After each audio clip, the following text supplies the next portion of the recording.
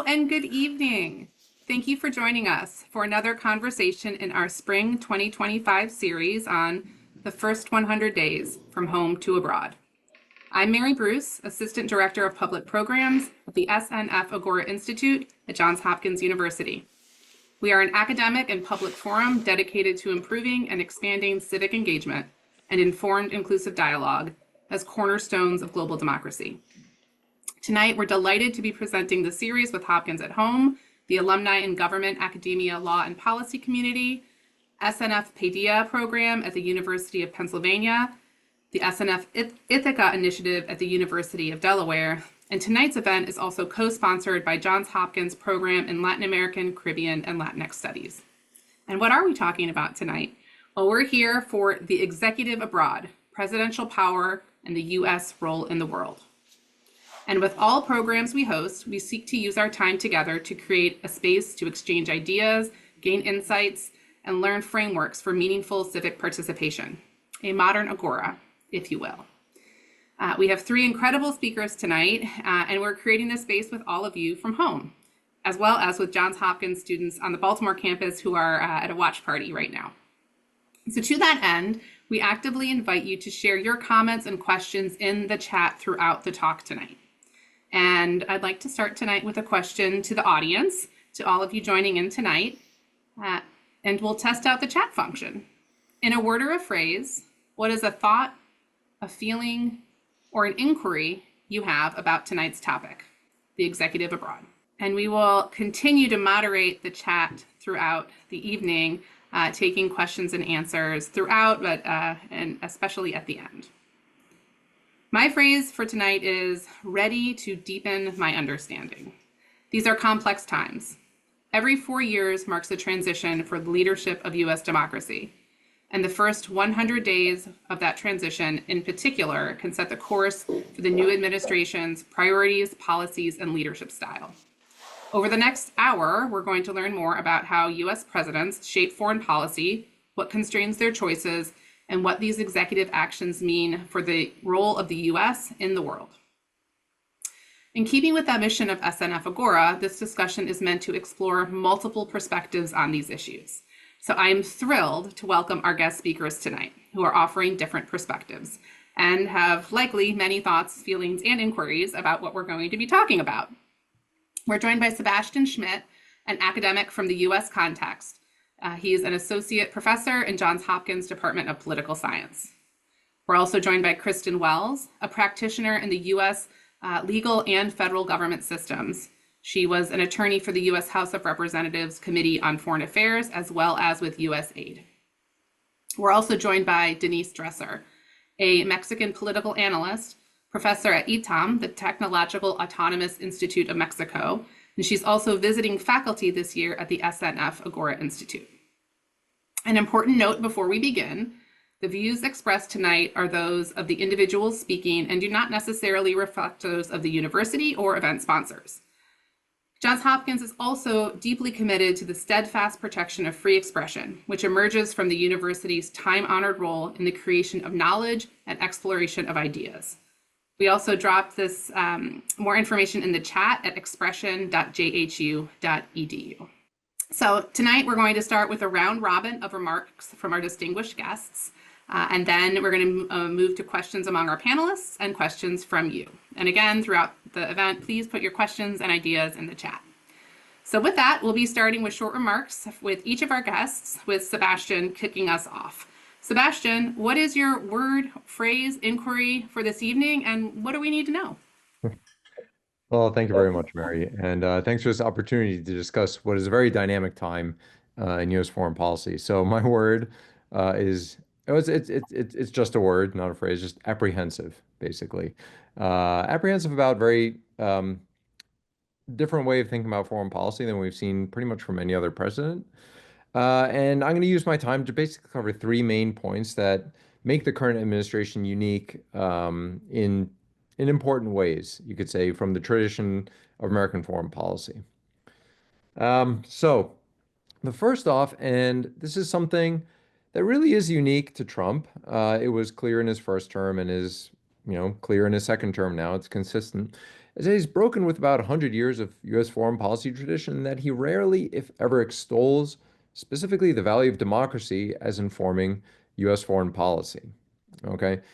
Now, as anyone with a passing familiarity with U.S. foreign policy and its history will know, the United States has often actively undermined democratic movements abroad, particularly during the Cold War, when the policy premium really was on being against communism, not necessarily for democracy, if that crossed paths with strategic interests. Okay.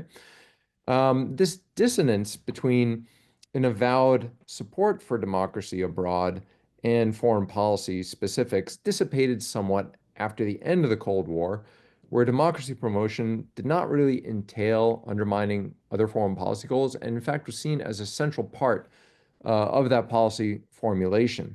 Okay, now, of course, in terms of historical precedents, we see this particularly come to the fore in U.S. foreign policy with Woodrow Wilson. Now, Woodrow Wilson, as we know, was also a problematic figure in many ways. But you could say that his centering of democracy and self-determination set the tone for a lot of presidents afterwards, at least discursively, in what they emphasized and how they framed the interests of the United States abroad. Now, one could, of course, even after the Cold War, argue that this position was taken to something of an extreme, an unfortunate extreme during the Iraq War, where democracy promotion was one of the rationales for invading Iraq. But nonetheless, despite clear difficulties with this relationship with democracy, it serves as a discursive framework within which to orient American foreign policy, or had pretty much until the Trump presidency. Now, Trump's avoidance of democracy discursively is interesting in two senses. First of all, unlike many other presidents, he actively solicits autocrats abroad, while at the same time frequently clashing with democratic allies or security partners. Okay, now some of these clashes are a continuation of previous trends. Okay, for instance, complaining that NATO allies are not contributing their fair share to collective defense is a trope that goes, all the way back essentially to the beginning of NATO. Okay.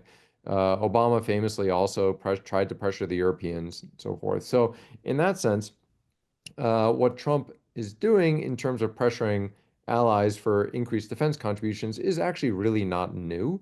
What is new is the idea that the Trump administration may not at all be committed to NATO in the first place, right? And on the one hand, in terms of bargaining, you could say that, well, that's brilliant. If you don't know whether the United States will actually come to help you, then of course you're going to spend more on defense, right? But the problem is that it can also, taken to an extreme, serve to undermine the deterrent effect that a multilateral security community like NATO is supposed to present to external threats, like Russia, for instance. Okay. So if you drive internal bargaining too hard, it actually weakens the alliance in terms of the deterrent value that it presents towards external actors. Okay.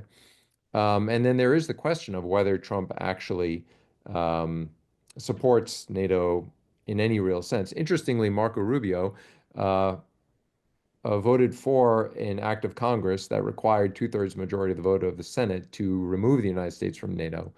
And Marco Rubio, as Secretary of State right now, is a little bit of an odd fit in many ways, given his past, for instance, support of USAID and his focus on Russia as an adversary rather than a bargaining partner.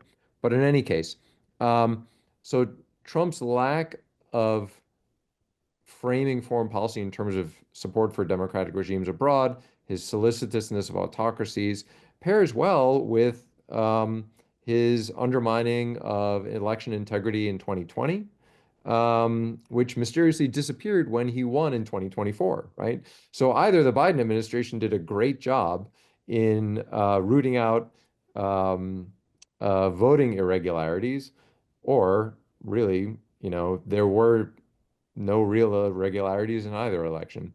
So in any case, that is an interesting, consistent line, in terms of domestic and foreign policy. The second major issue is that we see a significant growth of the power of the executive. Okay, now this is also, as with alliance dynamics, a long-term trend in United States foreign policy making. Well, not just foreign policy making, but U.S. government in general. And I'm sure this was discussed at the earlier roundtable on domestic policy.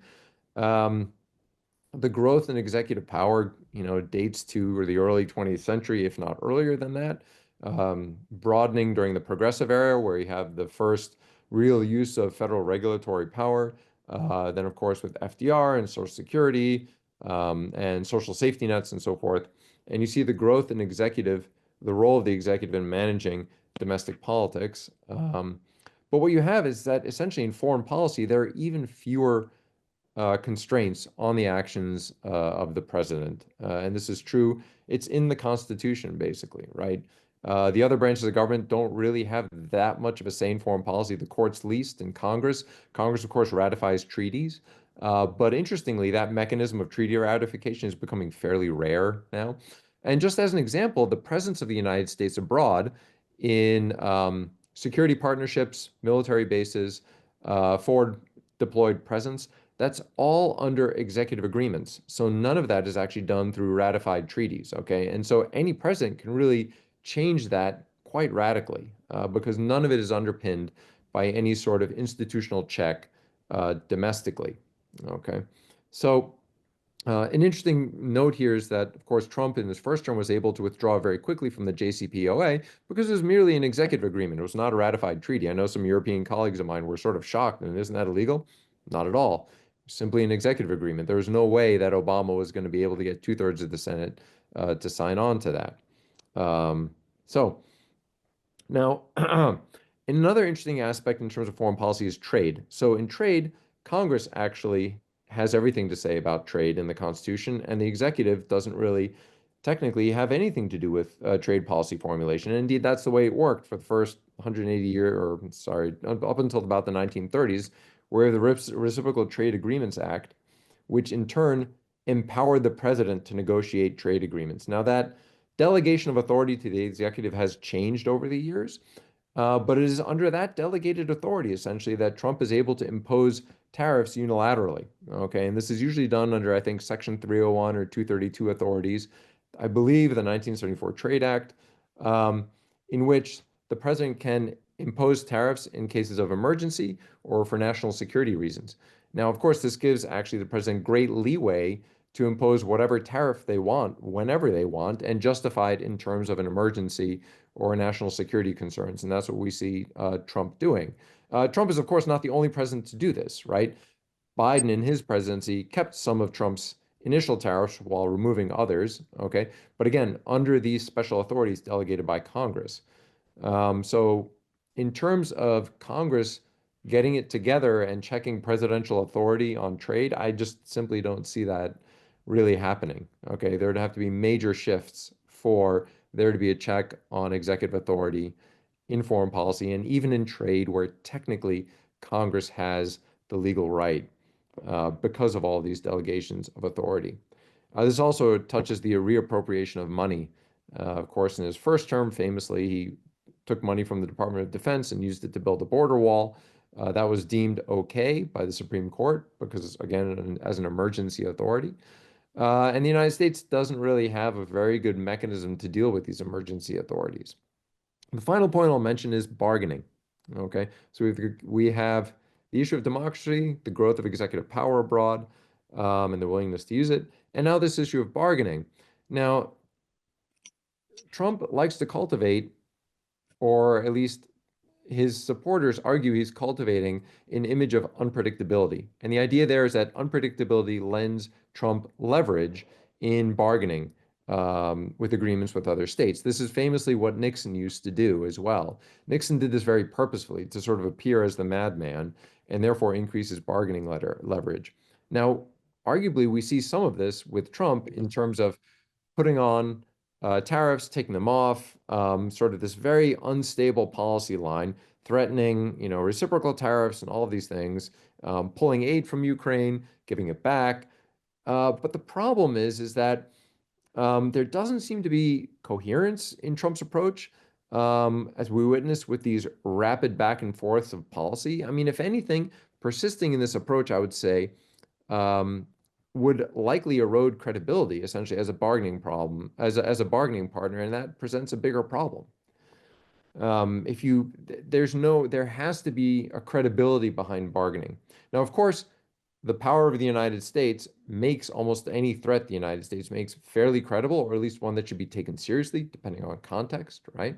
How big the American market is in terms of economics, how large the American military is and its deployed assets in terms of security policy. So it's not like other states can simply ignore what Trump is doing, say like, oh, he's going back and forth. And they sort of have to deal with it, right? The problem is that it doesn't seem to actually be generating this leverage in the way that people who kind of frame Trump's policies as kind of like three-dimensional chess tend to assume.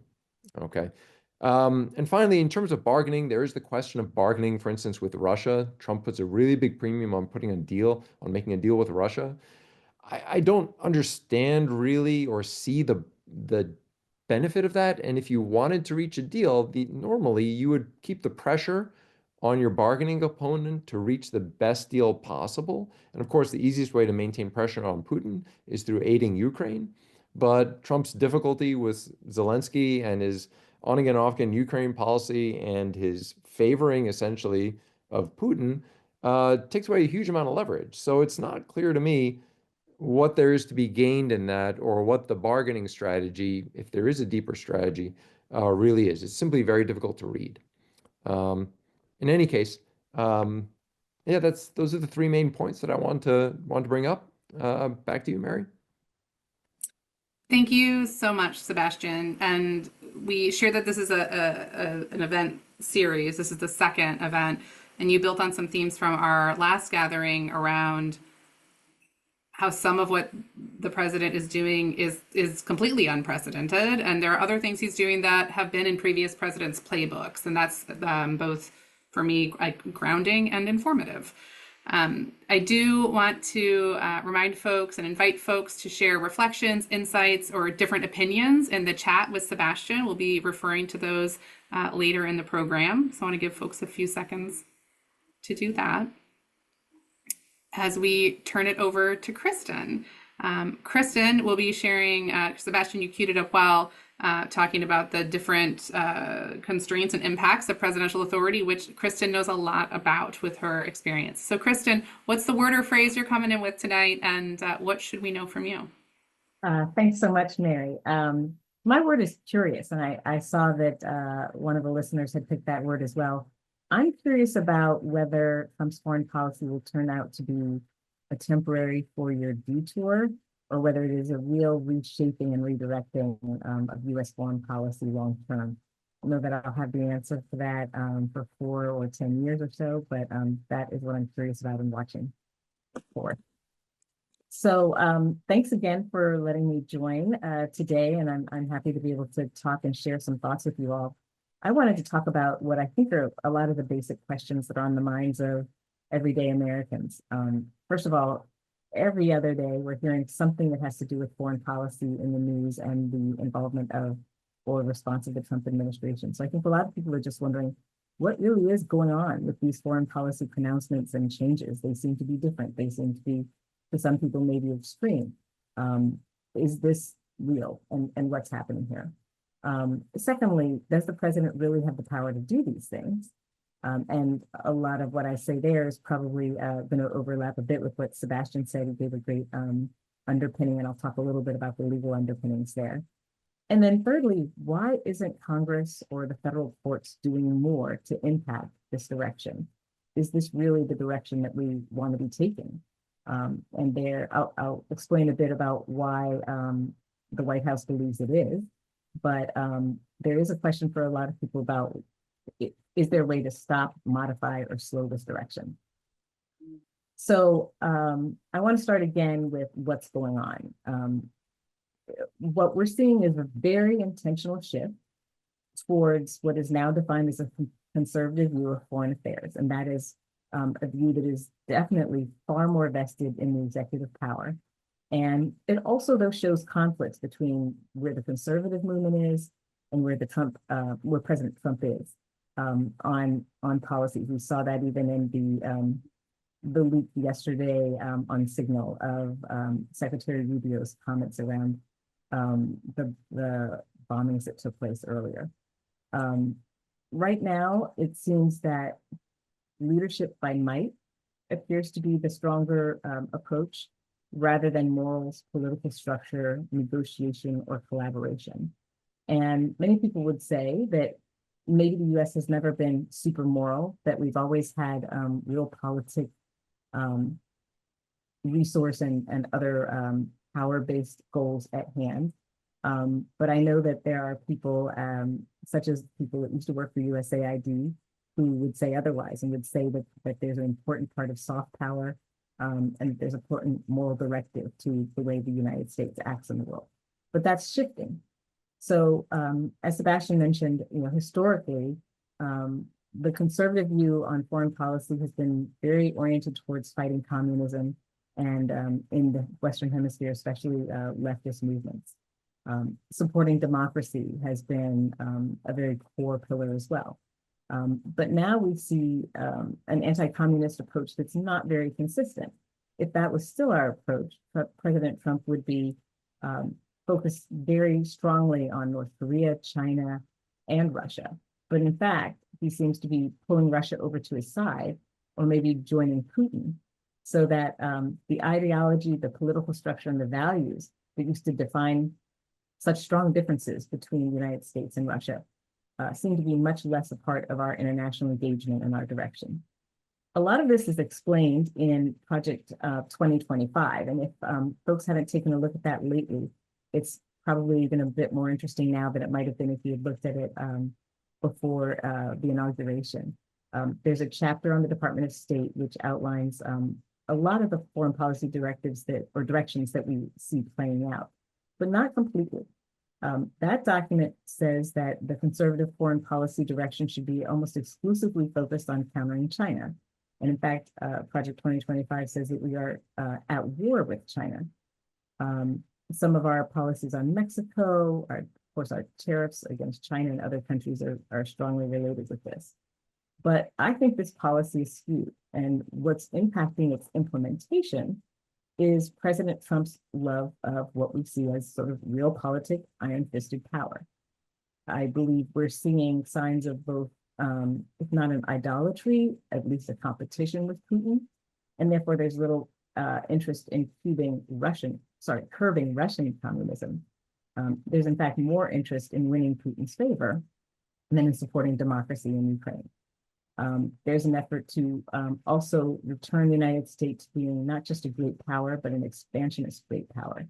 And that looks like an effort to match or beat Putin's efforts in Ukraine by taking Canada, Greenland, the Panama Canal.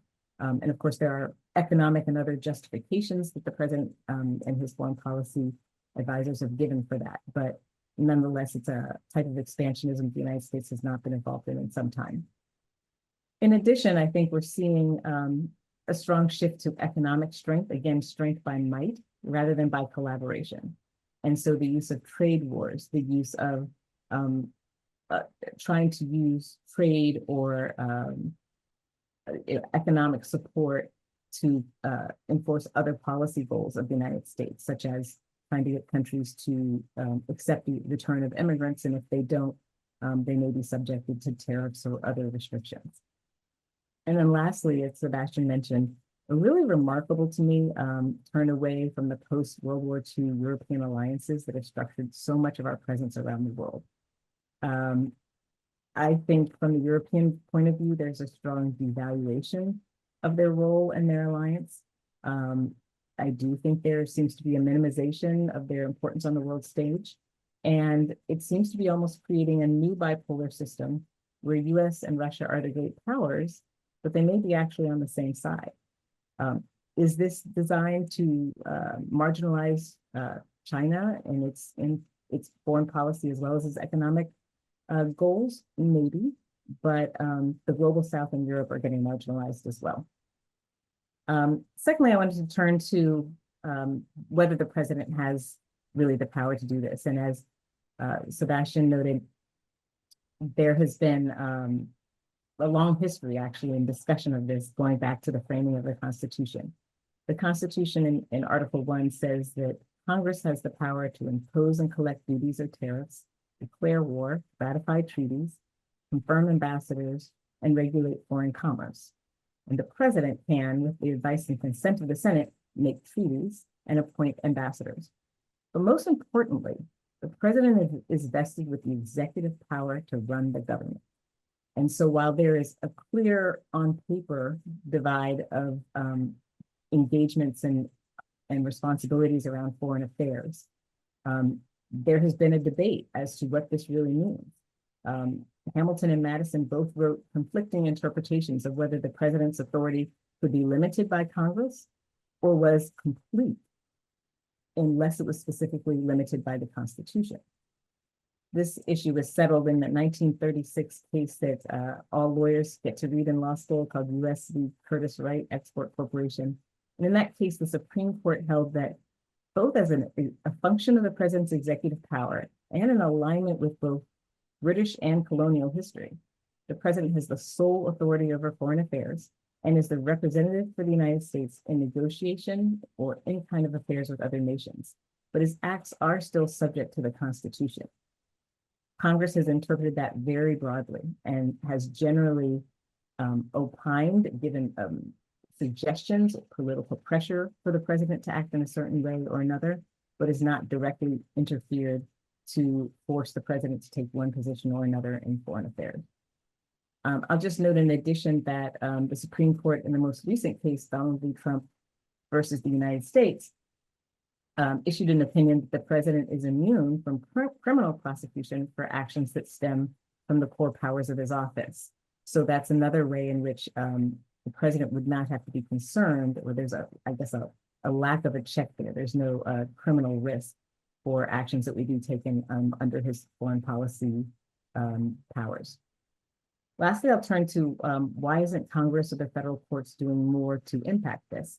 And as I've just said, Congress does strongly defer to that executive authority following that Supreme Court decision in 1936. But there are still options for Congress to check this power. They have, as Sebastian noted, ceded the authority over trade to the president decades ago, and that has been more recently enshrined in the Trade Act of 1974. But they also still have the power to legislate. However, they are generally loath to legislate any kind of restriction on the president because Supreme Court precedent has said that that is not allowed.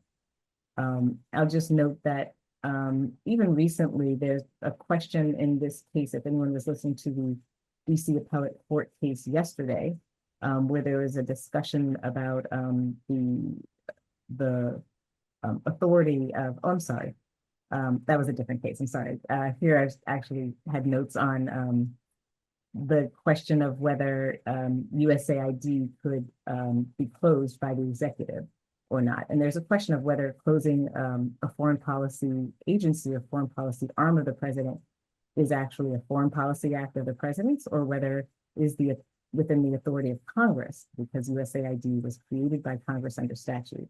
And in general, Congress would have the authority to determine the opening and closing of an agency through its legislative power. Just quickly again, power to appropriate funds, which was also mentioned. There's been a challenge that the Impoundment Act requires the executive branch to spend money as appropriated by Congress. That would also apply to USAID and other foreign affairs spending changes. And then with appointments, treaties, and political pressure, we've seen that this concept of the strong man rules again. Members of Congress are in a position where they essentially have to fall in line with the president's point of view or risk being out of office. There is strong financial backing to bring forth challengers who might challenge a member of Congress in a primary. They have leadership risks within their chamber that if they don't follow the party line as identified by the president right now, they would be marginalized from advancement or leadership opportunities. So essentially, we do have concerns about whether there is a collapse of the balance of power between Congress and the president in this regard. And lastly, I'll just turn to courts. As we all know, litigation is slow. And while constitutional courts are often challenged in the federal court system, it seems that President Trump is, and actually many advisors are suggesting that these cases will have to rise to the Supreme Court level to be decided.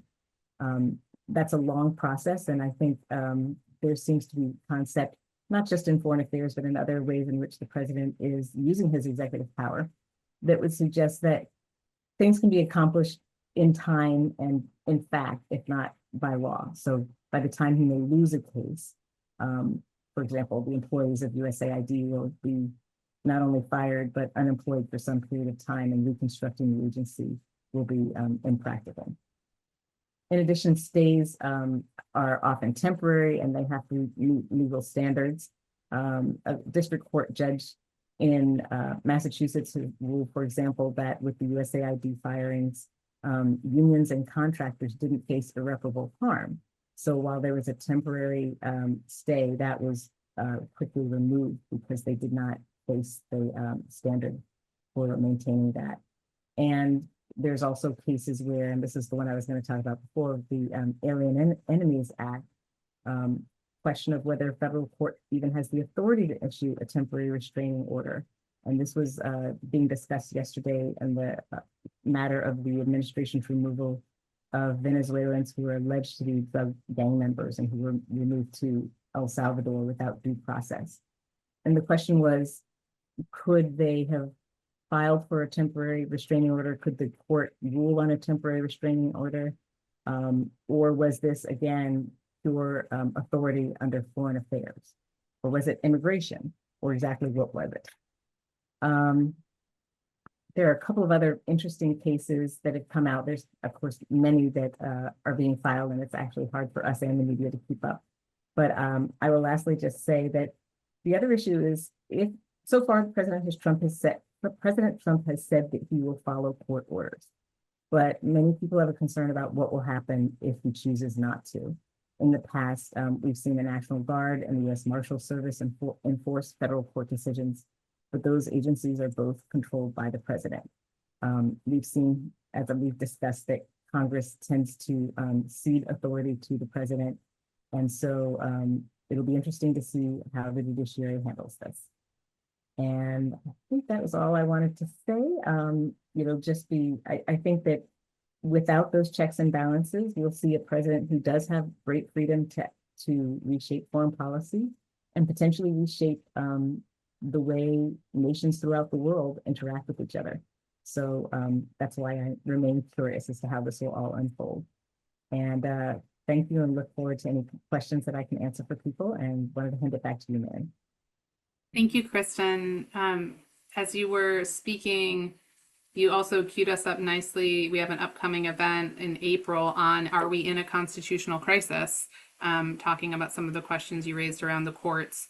I think you also brought up for me more themes around that Sebastian touched on, that we touched on at our last event, around like who has power and like who is ceding power and why, and how those things have changed over time with how the president and Congress worked and the courts work together or don't. And the key learning for me, I feel like a lot of the messaging right now is Project 2025 is happening, it's happening, and in many ways it is.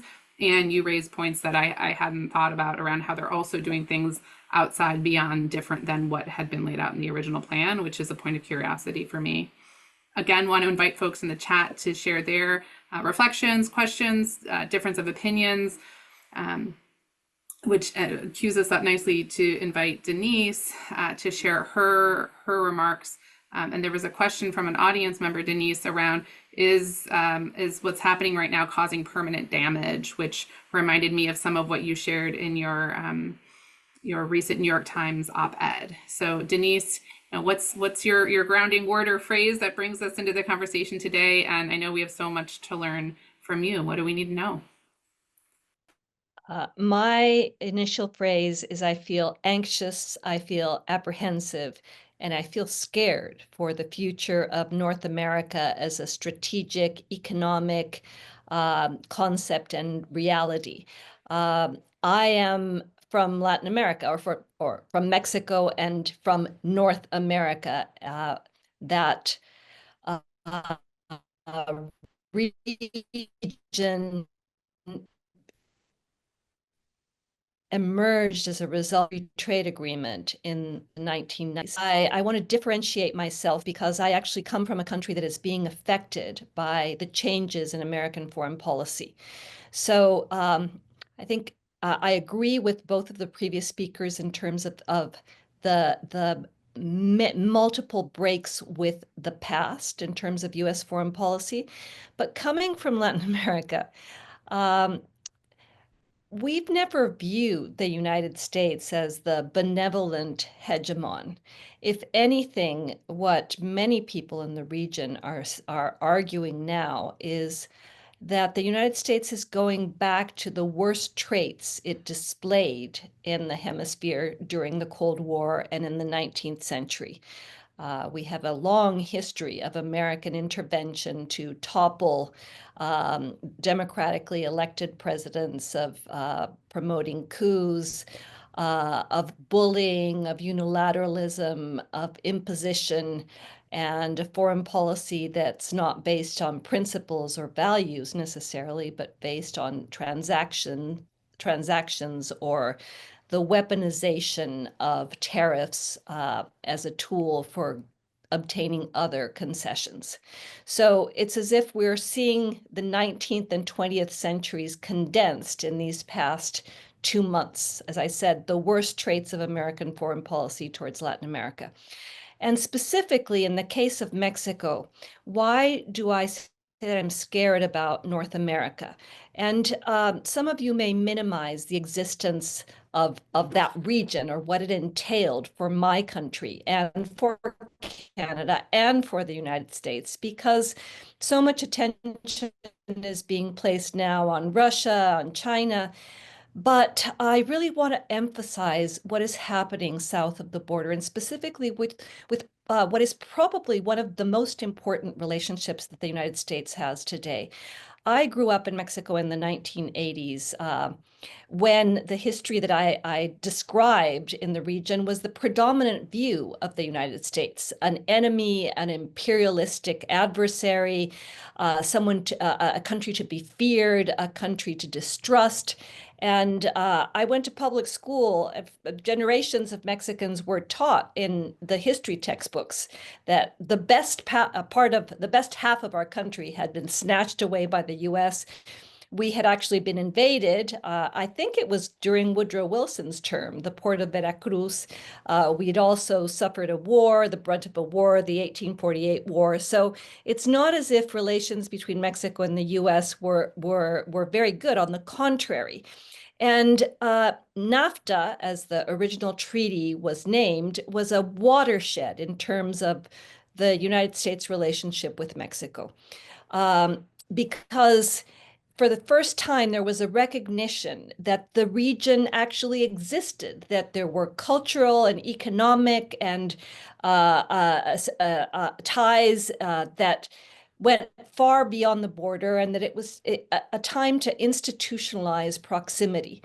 And this led to the inception of NAFTA, and as a result of that, we saw unprecedented levels of cooperation on many fronts. Although frictions remained, mindsets did change. Anti-American sentiments went way down. As you know, trade increased. Mexico turned into a manufacturing powerhouse. U.S. consumers were benefited as a result of trade barriers ending with Mexico on a multiplicity of products. As I frequently say, mangoes and strawberries and avocados from Mexico became a staple of American households. And Mexican consumers also benefited from cheap products and the emergence of the spread of Costco's and Walmarts all over my country. And this went on for 30 years until Trump, until what we are seeing now as a very aggressive unilateral take on tariffs, on the future of free trade, on relations with Mexico, relations with Canada, and the possible disintegration of that relationship that I think was beneficial for the three countries. And I'm willing to discuss in the questions what the downsides were. There were downsides, but I think overall cooperation was much better than the previous status quo. And now in Mexico, you're starting to see the emergence once again of anti-American sentiments, the Mexican president being put in a very difficult position, although she's managed to postpone the tariffs as well as Canada for products under the USMCA that was renegotiated by Donald Trump in 2020. So he's actually going against a trade agreement that he had approved. And the Mexican president has bent over backwards, as her predecessor did, in order to avoid the weaponization of tariffs. So Trump has been able to extract concessions from Mexico on seizures of fentanyl, on taking in immigrants, even if they're not from Mexico, turning Mexico into a third safe country on the ground, militarizing the border. But these concessions have only led to the postponement of tariffs. And if and when they are enacted, which could happen on April 2nd, it will mean in los hechos, I mean, in terms of the facts, the end of North American free trade as we know it. And probably a recession for Canada and a much worse economic situation for Mexico. As you know, we're a country where probably half of the population lives in poverty, and an economic recession. We used to have cycles of economic crises in the 1980s, and NAFTA was indeed promoted to avoid those policy swings so that populist presidents could be constrained from implementing policies and implementing protectionist barriers that had led to as I said, policy swings that were very detrimental to Mexico. And the crises of the 80s are what fueled immigration to the United States, the first waves. If we enter into a brutal recession once again, even though immigration is way down to numbers that we hadn't seen in decades because of the policies being implemented on the border, I think what's going to happen is that you'll see a resurgence of it. It just will go back to what used to exist prior to the asylum system that opened the doors to many Mexican and Venezuelan and Nicaraguan migrants. It'll be that migrants continue to cross. They just do so through more dangerous sites. And you'll probably see, as we did in the past, many more people dying on the border, trying to escape situations that haven't changed on the ground, despite what Donald Trump's positions on immigration have been. So I'm worried and concerned because I can see the antagonism mounting again. And at some point, the more radical factions of Claudia Sheinbaum, the Mexican president's party, are going to push her in the direction of taking more of a Canadian stance and perhaps imposing retaliatory tariffs if Trump doesn't back down. In his first term, we saw that he would use the threat of tariffs to extract concessions, but then ultimately would step away from that imposition. That seems to have changed. We used to believe that the dramatic fall in the markets would be a constraining factor on tariffs being imposed and the dissolution of North American free trade. But that's one of the things I'm curious about in a very, I think, anxiety-ridden way as to what's going to happen on April 2nd. And finally, I'll end with the beneficiaries of a potential divorce in North America. Well, we're already seeing that Canada has a plan.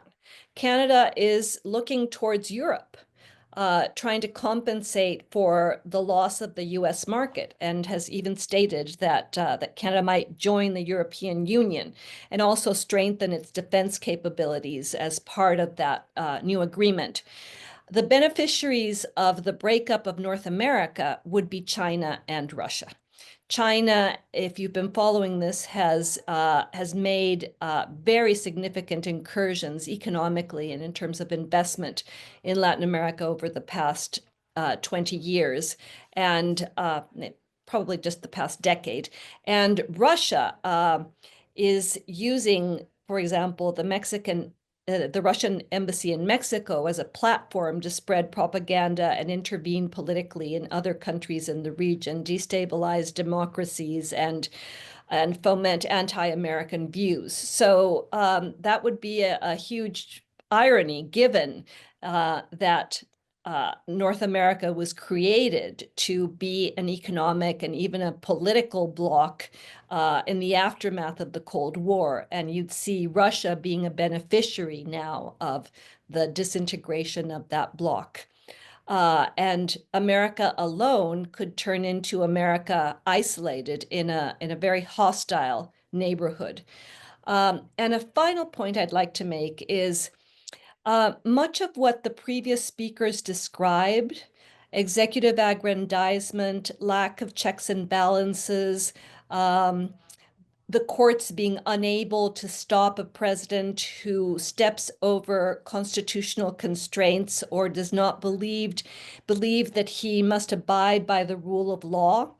All of that is part of what is called democratic backsliding, and it's occurring in many parts of the world. As Latin Americans, we never thought we'd see this happening in the United States. And I almost feel like saying, welcome to my world. What I'm seeing happen in the United States today is what has happened in many countries in Latin America in the past decade, including in my own country. And there's like a script for democratic backsliding, very well described, for example, in Ziblatt and Levitsky's book, How Democracies Die. And if you look at what President Trump is doing almost on a daily basis, he is following that script that we've seen in other latitudes. We've seen it in Orban's Hungary. We saw it in Poland for a while. We've seen it in dramatically in Nicaragua and El Salvador. And I would say under López Obrador, in Mexico's president, in the last term before Claudia Sheinbaum was elected. But we are in the midst of a process that I am now seeing reproduced north of the border that is very troublesome because of its implications for democracy, for everything that the U.S. proclaimed it was, and presented itself to the world as the shining city on the hill. And for many of us witnessing what we are witnessing, that no longer seems true. And I'll end there. Thank you so much, Denise, including for your reminder. Sometimes I feel like policy can feel very far away, and for grounding it and the impact on real people's lives.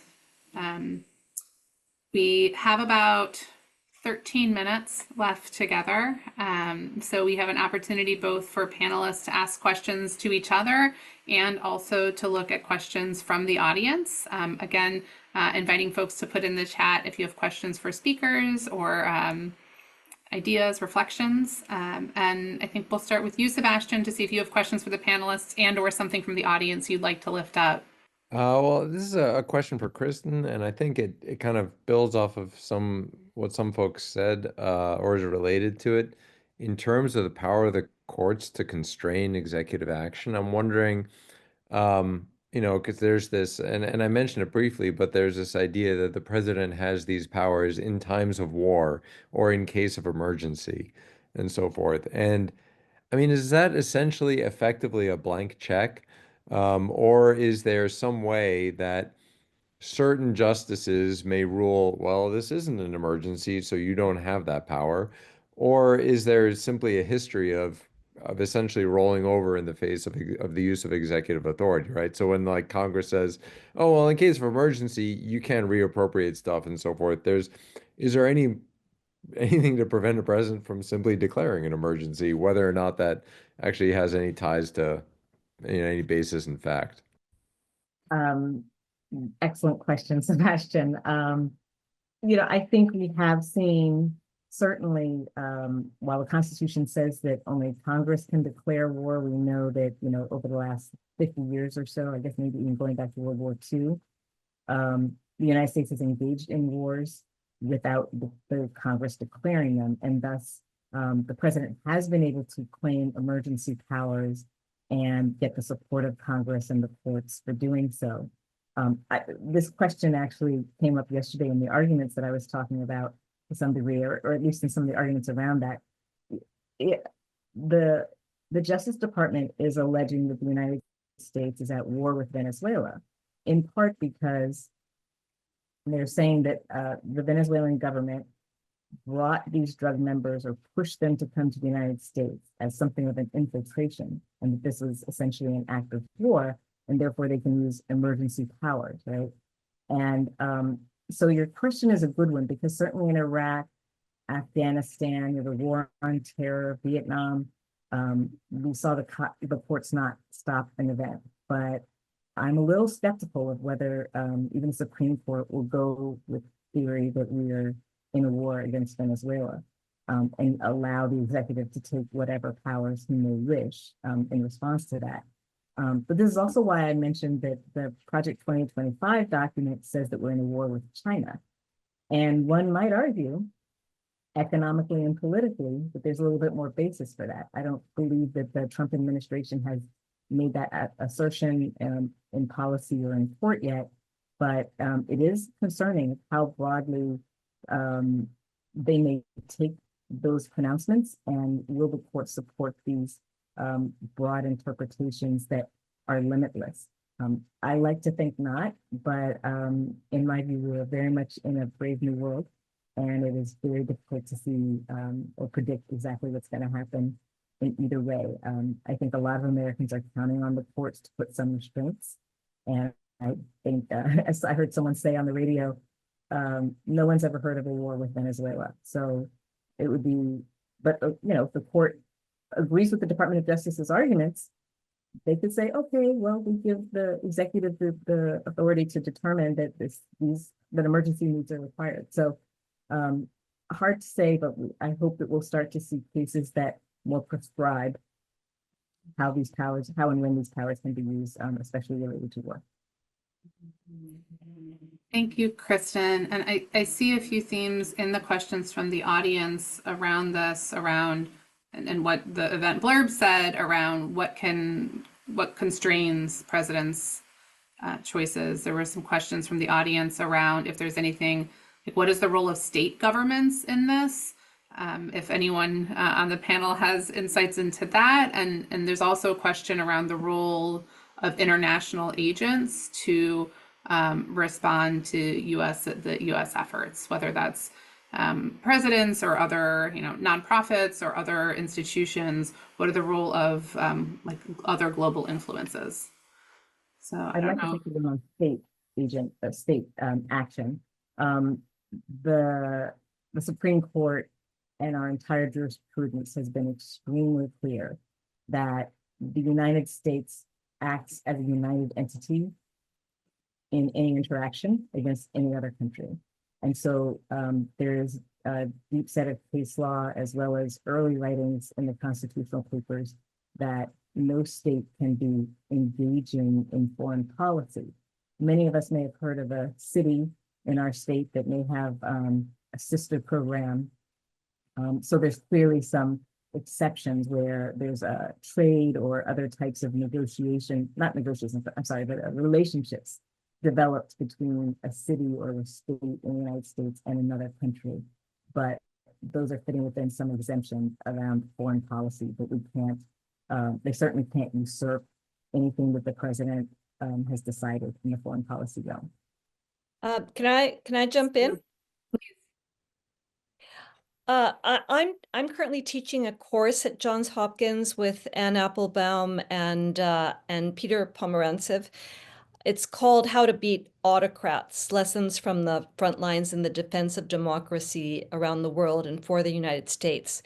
And I remember vividly about a month ago in discussing in class whether or not the courts could act as a constraint to President Trump's actions. And at that point, most of the students believed that, of course, they would.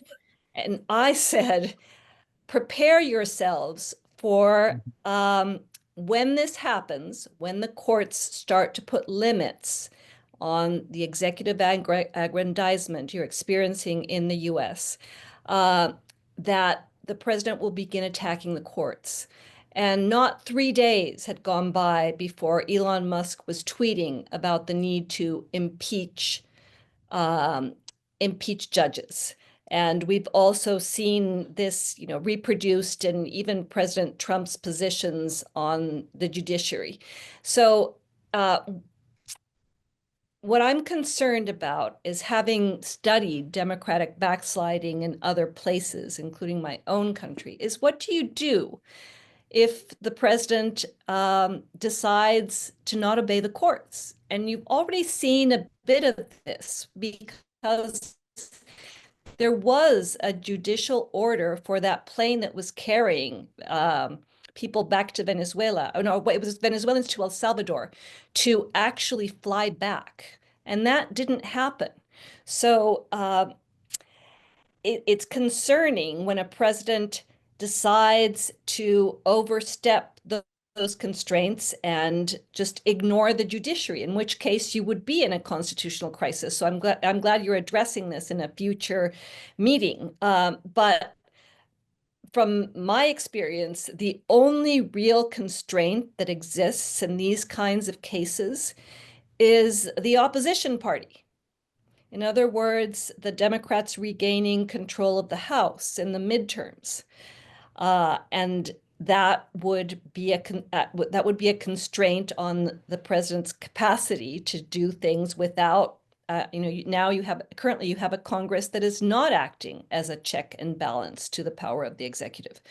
So given international experience, that would be my contribution to this debate. It's really the party opposition in Congress that can ultimately constrain the power of a president who wants to overstep his bounds. Thank you for offering that powerful insight. And with just a few minutes remaining, we'll have one final question for all of the panelists. But before we do that, Hopkins at Home is going to put a link in the chat inviting folks to fill out a super quick 1-minute survey. This is our feedback form, which helps inform future discussions. It's part of why we added the constitutional crisis event, feedback from the last forum. So they're putting that in the chat now, and I'll give you just about, you can open the link now, fill it out now, or right after the event ends, but now would be great. And again, a huge gratitude to all of our partners. The final question is to each of the panelists, same order: Sebastian, Kristin, then Denise. With our time remaining, what do you think is the one most important thing that the listeners today should be taking away from our conversation? So I would say, and this sort of comports a little bit with my research agenda, kind of theoretically at least, is that like democracies and institutions, they don't work on their own. They're not just like these things that sort of have agency, right? It all comes down to people actually doing stuff. I mean, people are, wondering like, oh, all these institutional constraints, what's happening? Well, that's because people in specific positions aren't using the powers that are delegated to them properly, you could argue. So, it requires continued engagement and activity, right? I mean, that's what democracy is essentially about, right? These institutions, again, they don't move under their own power. They, in the end, are built of people, and if people don't do anything, then you don't have really much of a democracy in the end. So I would say, the times are unsettling, and even if foreign policy is specifically a sphere that is very remote from everyday actions, and where the president does have a lot of, legal leeway to do things, more so than domestic policy, arguably, that you can get involved in any means in any way possible, because that's, in the end, that's what democracy is. It's active civic involvement, right? Kristin? Sure. I'll keep mine a little short because I'm hoping my battery hangs on here. um, I was really I really appreciated what both of the other speakers said, but I really wanted to highlight Denise's comments about how democracies fail. And I think this is an important lesson for Americans that we've been told for so long that our Constitution is the best and that we are sort of above some of the political conflicts we've seen in other countries. This is an important lesson to us that we're not. We need to study that playbook that Denise was talking about to know what's coming next and how countries have gotten out of these kinds of situations. And most importantly, I hope Americans come to really understand the importance of their vote. We have a very small percent, not very small, but only a fraction, a small 60% or so of our electorate votes. This is proof of the importance of elections. Thank you, Kristin. Denise? I do think the United States is going through a process of democratic breakdown. And that what we're witnessing is what we've seen in many other places, point by point, executive aggrandizement, end of checks and balances, weakening of institutions, state capture of institutions. And what is the vaccine, or how do you stop this? One of the things that I frequently quote that Anne Applebaum says is that people often think that democracy is like tap water. You open the tap and it's always going to be there. And you don't realize it's gone until one day you open the tap and no water comes out. And in order to stop that from happening, you have to acknowledge the problem and call it out for what it is. And even though this was a foreign policy event, understand that foreign policy becomes domestic policy or affects your lives let me rephrase that. Democratic breakdown impacts foreign policy, but also affects your lives in ways that you'll start to see very quickly. President Trump's policy towards universities, defunding universities like Columbia, for example, because of their stance on student protests.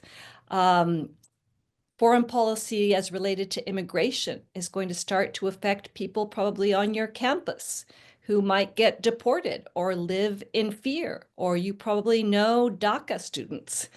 The breakdown of democracy isn't some abstract thing, something that only political scientists think about. And it's not just about voting. It's about not staying silent.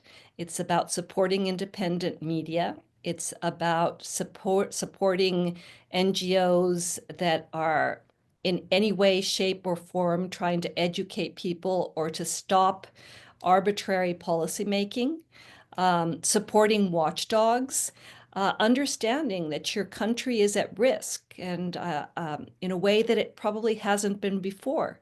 And when the first speaker referred to how this is breaking with 100 years of tradition, this is a new terrain for Americans. I mean, for us in Latin America, we've lived through it. We've seen democracy die. We've fought to reinstate it. We've seen it die again. So you have to be prepared, and that requires a very different mindset. It requires a mindset of almost existential battle and understanding your role as a citizen, as an American, as someone with rights that are inalienable, and that you have to stand and defend those rights in the face of an onslaught that will, for many of you, be unprecedented. Thank you, I hope that's Denise. useful. I started our conversation today with what's your word or a phrase. Right now, mine is gratitude. I SNF Agora is named after the Agora, the marketplace of ideas in ancient Greece. And that's part of what we tried to bring to life and brought to life through the event tonight. And I have lived in places where freedom of speech, freedom of assembly, freedom of association, we're not legal, we're not allowed, we're not part of what day-to-day life was like. And so I'm grateful to be able to have these kinds of conversations here in partnership with Johns Hopkins and other universities and other brilliant minds who shared their voices through chat and otherwise tonight. So gratitude for everyone here. And an invitation, my single thing would be an invitation for more. Our next event is on the constitutional crisis on Friday, April 11th over lunch at 12 p.m. or your snack of choice. We'll put that link in the chat to learn more about hopkinsathome.jhu.edu or snfagora.jhu.edu for events we'll be sponsoring in the future. So on behalf of SNF Agora Institute at Johns Hopkins, many thanks to each of you for co-creating this Agora with us. Thank you to Hopkins at Home for your incredible partnership, SNF Paideia at University of Pennsylvania, SNF Ithaca at University of Delaware, and the Laxless program here at Hopkins for working together to develop solutions that lead to a better world. So again, thank you. We hope you have a wonderful evening.